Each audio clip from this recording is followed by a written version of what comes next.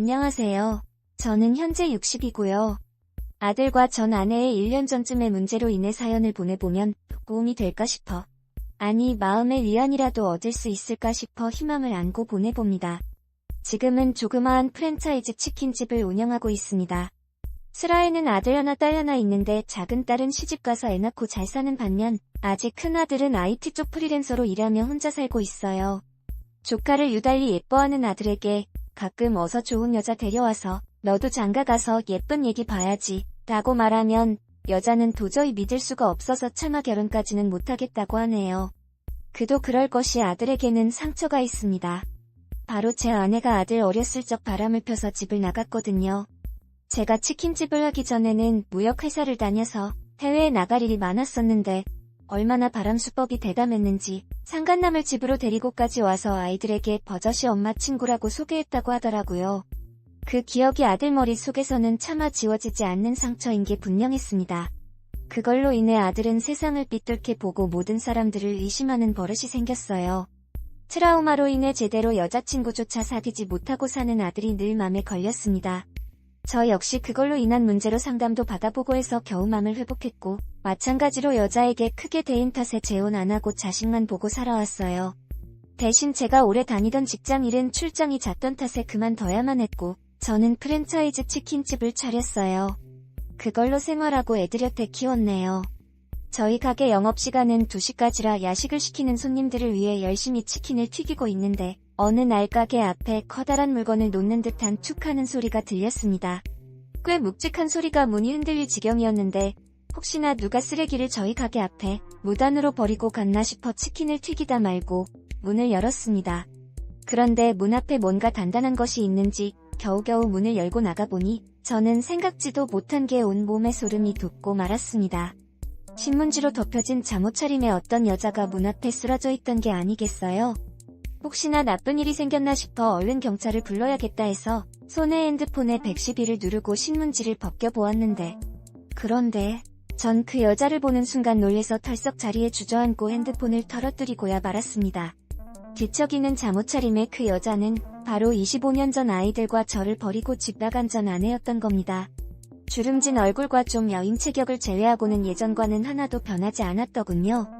정말 말도 안 됐습니다. 어떻게 이 여자가 지금 저희 집 앞 가게 앞에, 아니 그것보다 대체 잠옷차림의 이 애배망측한 모습은 웬 말이란 말입니까? 심지어 신발은커녕 양말조차 안 신겨진 상태였는데 발이 더럽지 않은 걸 보니 혼자서 걸어온 것 같진 않았고 누군가가 데려다 놓은 것 같더군요. 저는 어떻게 해야 할지 몰라 일단 경찰에 신고했습니다. 그 사이 전 아내를 어찌해야 할지 몰랐고 이어 도착한 경찰 앞에 마침 부스스하게 눈을 뜬 전 아내. 그 살쾡이 같던 얼굴이 맞더군요. 아내의 얼굴을 보자마자 옛 지옥 같은 기억이 다시 머릿속을 지배하는데 이혼해달라며 악을 바락바락 쓰던 아내 떠나지 말라던 아이들, 치맛자락을 떼어놓고 야멸차게 바람핀 남자한테 간 금수만도 못한 여자 생각만 해도 악몽 같던 기억이 끔찍했습니다. 그런데 저를 본 아내의 첫마디는 그야말로 생각지도 못한 것이었습니다. 누구세요? 아내의 말에 전 이 여자가 지금 내 앞에서 장난을 치나 싶어 제 얼굴을 다시 똑똑히 보여주며 누구세요? 지금 내 가게 앞에 있던 게 누군데 어따 대고 누구세요요? 당신 지금 여기가 어디라고 왔어? 내가 누군 줄이나 알아? 낯짝도 두껍지. 뻔뻔한 건 알았지만 이 정도일 줄은 몰랐네. 라고 퍼부어주자. 아내는 제 큰 소리에 놀랐는지 갑자기 겁먹은 아이처럼 부들부들 떨며 무섭다며 집에 데려다 달라며 눈물을 흘리기 시작했습니다. 예상의 모든 이야기 민가 아내의 상태가 이상한 걸 그때쯤 안 것 같아요. 외상적으로 큰 문제는 없었지만 어딘지 제가 알던 아내, 아니 보통 그 나이대 연령의 사람이 아닌 것 같았습니다. 경찰은 제게 상황 진술을 요구했는데 저는 있었던 일을 그대로 말씀드리고 이 여자와의 관계를 얘기할까 말까 하다가 결국 얘기를 하게 되었습니다. 경찰은 일단 제가 관련이 있으니 서해 함께 가자고 하더군요. 저는 밀린 치킨 배달이 있어 급하게 아들에게 연락했고 무슨 일이냐고 묻는 아들에게 나중에 얘기해줄 테니 일단 와서 가게 좀 보라고 했습니다. 그리고 전 아내와 경찰서에 간 저는 충격적인 발견을 하게 되었습니다. 경찰서 밝은 곳에서 보니 아내의 상태가 확실히 이상해진 건 사실이었습니다. 조서를 작성하려는 경찰이 무섭다며 제게 계속 안기는데 그러다 옷에 실수까지 하게 되어 제 옷은 엉망이 되어버리고 말았네요. 경찰은 상태를 보더니 한숨을 쉬며 전화내분. 아무래도 치매이신 것 같은데요. 치매 노인분께서 가끔 길을 잃어버리셔서 경찰서에 오시는데 자세한 건 검사를 받아봐야 하시겠지만 증상이 비슷한 것 같긴 하네요. 라고 말씀을 하시는데 머리가 새하얘지면서 전화내를 다시 바라보았네요. 각거리며 한참을 울더군요. 전화내의 신원정보를 경찰에게 주었고 경찰은 이를 토대로 아내에 대해서 파악하기 시작했습니다. 그리고 전 돌아가도 좋다고 하더군요. 제가 일어서자 전화내는 저를 철저하게 외면하며 무시하더군요. 예나 지금이나 한결같이 똑같은 여자의 모습에 또 다시 진절머리가 났습니다. 그대로 경찰서를 나와 치킨집으로 돌아가니 아들이 걱정스럽게 철보고 있더군요. 옆에 편의점 알바한테 들으니까 우리 치킨집 앞에 사람 쓰러져서 경찰 오고 난리 났다면서요? 라고 물으니 저는 전화내가 왔다 하면 괜히 아들 맘에도 동요가 일 것 같아 그냥 취객이었다고 아무렇게나 적당히 둘러댔습니다. 그러자 아들도 다행이라고 하며 아빠 걱정 많이 했다고 12시 이후에는 본인도 나와 있겠다고 얘기하네요. 그날 밤 집에 돌아와서는 잠 한숨 깊게 잘 수가 없었습니다. 치매 증상 있었던 전아내의 몸짓과 말들이 계속 머릿속에서 떠나질 않았어요. 불현듯 천벌받았다는 생각이 들더군요. 그토록 가족들을 위해 살았던 저와 엄마만 바라보았던 아이들을 버리고 바람펴서 피멍들게 한 죗값을 받는다 생각했습니다. 다음날 저는 전날 소동으로 인해 못다한 집 정리도 있고 해서 일찍 가게에 출근을 했어요. 그런데 웬 남자가 가게 앞에 서 있더군요. 가만 보니 옆에 전아내도 있었습니다. 전아내는 처음 본 것처럼 상태가 좋아 보이질 않았고 계속 칭얼대더군요. 그런데 곁에 자세히 눈을 비비고 보니 25년 전에 바로 그 전아내와 바람핀 죽일 놈의 상간남 아니겠습니까? 제게 할 말이 있다며 찾아온 그 놈은 뻔뻔하게도 아내를 제게 확 밀치더군요. 라고 하는데 저는 다짜고짜 그 여자를 놓고 가는 남자를 붙잡고 확성질을 냈습니다. 난 25년 전에 이미 끝난 사이야. 젊었을 적엔 실컷 데리고 놀더니 단물 다 빠지니까 나한테 데리고 오냐. 여기다 두고 가면 경찰에 또 신고할 거야. 빨리 이 여자 데리고 가. 리고 악을 써댔지만 남자는 그대로 가버리더군요. 저는 다시 경찰에 연락해야겠다 싶어 전화 쪽으로 갔는데 그때 문을 벌컥 열고 아들이 들어왔습니다. 어제 가게에 뭘 놓고 갔다며 가게를 찾아온 아들은 눈앞에 있는 지 엄마를 보고 너무 놀라 뒷걸음질을 치더군요. 그런데 갑자기 전 아내가 아들을 보며 달려와 와라 껴안으며 자기야. 우리 자기 왜 맨날 나만 두고 다녀? 나 혼자 있을 때마다 너무 무섭단 말이야. 가지마. 라고 하는데 아들을 껴안고 부비대는 지 엄마를 간신히 떼놓고는 뭔가 이상한 나머지 이게 다 어떻게 된 거냐고 묻더군요. 저는 결국 아들에게 그간 겪은 모든 일들을 말해주었습니다. 아들은 허탈해하며 털썩 주저앉았고 배신감 어린 눈으로 지 엄마를 바라보았습니다. 또 다시 바지에 실수를 하는 전아내 뚝뚝 떨어지는 것을 보며 멍하니 아들을 보고 있는 아내 앞에서 아들은 충격적인 얼굴로 그대로 가게를 뛰쳐나갔습니다. 마흔이 다 되어가는 아들 앞에서 못다한 모습을 보이는 전아내가 끝까지 속을 썩이더군요. 참으로 원망스럽더이다. 아들의 그런 모습을 보자니 더더욱 화가 나고 속상해서 아내를 끌어냈고 경찰에 다시 신고했으나 경찰은 현 남편이 어제부로 법원에서 이혼을 승낙받아 타인이 되어 책임을 물을 수가 없습니다. 이제부터는 자식에게 부양 의무가 주어져서 지금부터 따님이랑 아드님께서 전아내분을 책임져야만 합니다. 라고 말도 안 되는 말을 하는데 저는 너무나 억울하고 기가 막혀서 그런 말도 안 되는 법이 어딨냐고. 애엄마 책임을 철저하게 짓밟은 여자가 어떻게 이제 와서 자식들에게 부양의 의무를 짐지울 수 있냐고 소리쳤습니다. 정말이지 멘붕이와 어떻게 손을 써야 할지 모르겠더군요. 시집간 딸이나 생계를 위해 일하고 있는 아들이나 치매인 이 여자를 맡을 수 있는 처지는 못 되었습니다. 거기다 요양원비가 한두 푼도 아니고 마른 하늘의 날벼락도 유분수지 앞이 깜깜해지더군요. 그러거나 말거나 이 여자는 뭐가 그렇게 좋은지 해벌죽대다가 갑자기 불쑥 배가 고프다며 땡깡을 쓰기 시작했습니다. 저는 아침에 저 먹으려고 싸온 도시락을 풀러 전아내를 떠먹여줬고 치킨도 튀겨나와 그 여자 앞에 살코기를 발라 입에 넣어줬네요. 고마워하며 제게 닭다리를 내미는 그 여자. 악독하고 서슬퍼랬던 젊은 날의 시선이 늙어서는 병 때문에 그런지 많이 사그러졌더군요. 저는 닭다리를 받아 내려놓고 전 아내의 가족들을 수소문에 찾아 연락했습니다. 전 아내의 친정 부모님들은 이미 돌아가셨고 남동생이 한 명 있었는데 그나마 결혼해서 외국으로 이민을 갔다더군요.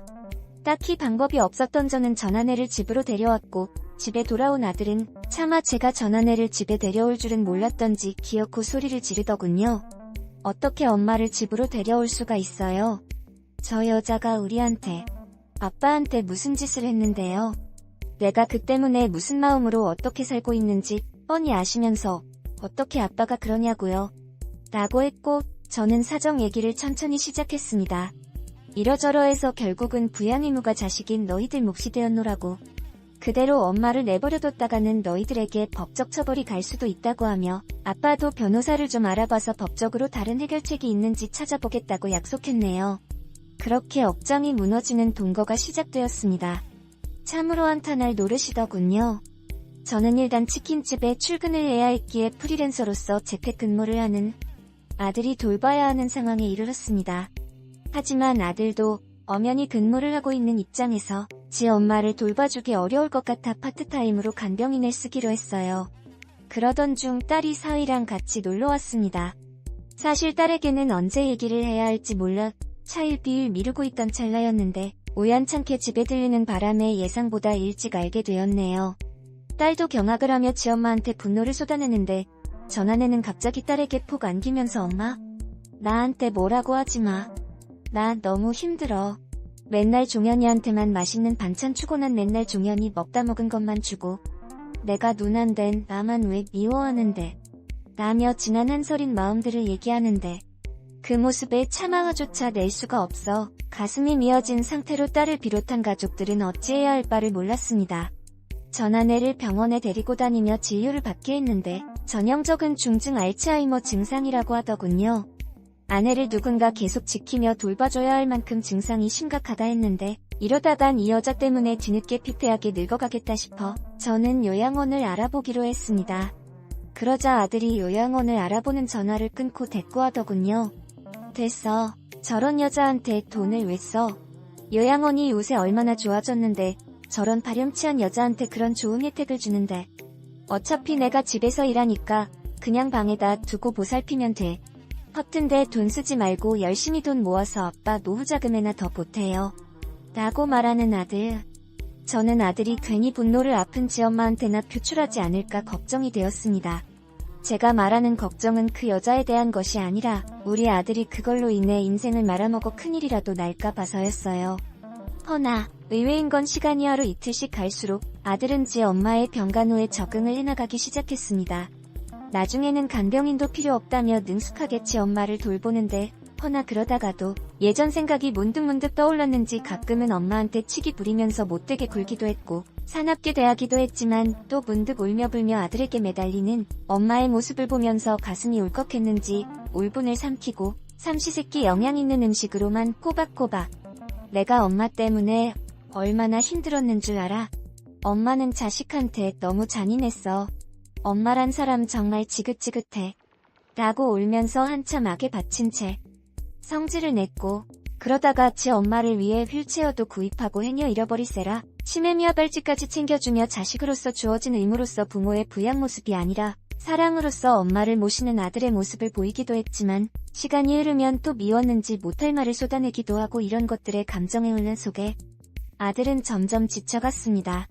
치매병 수발로도 충분히 힘들었을 텐데 감정적으로 어찌해야 할지를 모르니 하루하루 아들이 피말라가는 모습을 보는 저도 너무나 괴로웠습니다. 저는 아들을 다독이면서 너 할 만큼 했어. 그만 네 엄마 요양원에 데려가도록 하자. 너 이렇게 힘들어하는 모습 아빠가 보기 힘들어서 그래. 라고 하자 아들은 피곤한 듯 웃으며 괜찮아 아빠. 그래도 나 이렇게라도 엄마를 다시 볼 수 있게 되어서 너무 좋아. 어쨌든 마지막이나마 우리 가족 다 함께 있을 수 있잖아.